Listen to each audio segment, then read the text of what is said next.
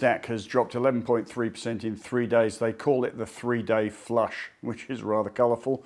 It's actually been an 18-day flush. The NASDAQ started coming off 18 days ago, 18 trading days ago, and is down 15.4%.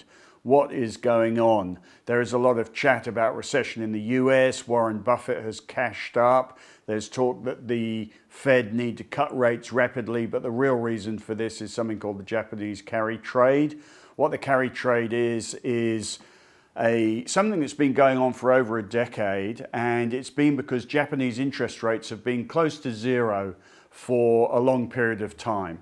And what US hedge funds in particular, any fund in the US, and all the investment banks have been selling this to fund managers for over a decade now, is the ability to borrow in Japan at very low costs, very low interest rates, and use that money, and this is billions, if not over $1 trillion, if not more.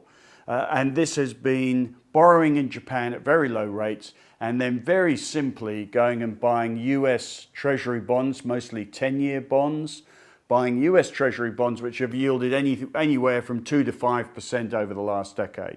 So you're picking up the difference between borrowing very cheaply and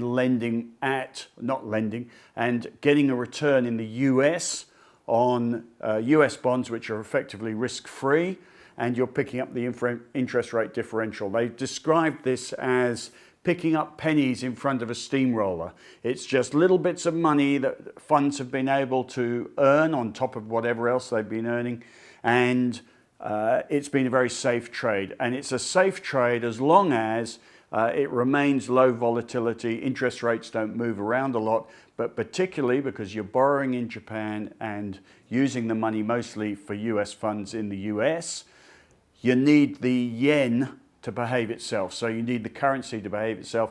And over a period of over a decade, since 2011, the yen has been going down against the US dollar, which is brilliant for a carry trade. The perfect backdrop, because it means the debt's getting smaller whilst the returns and your holdings are staying at the same value, US 10-year bonds. So what has happened in the last few days is suddenly the Japanese have raised rates just as we get some weak economic numbers out of the US. It looks like finally the US are going to cut rates, and just at that moment the Japanese are raising rates. So this looks like a seismic turning point in the relationship between the yen and the US dollar, and suddenly in a few days the yen has jumped 13%. This is a disaster for the carry trade because it means that your debt has gone up in value by 13%, and it means it's going to get much harder to pay it back if the yen keeps going up. So what has happened is that institutions are backing out of the carry trade. It's called the unwinding of the carry trade. They are selling all the stuff they've got in the US and paying the debt back in Japan, and that means selling bonds in the US, and in doing that they can pay off their debt. But this money has gone beyond, has been used for not just buying bonds, it's been used for buying everything. Hedge funds aren't satisfied with pennies.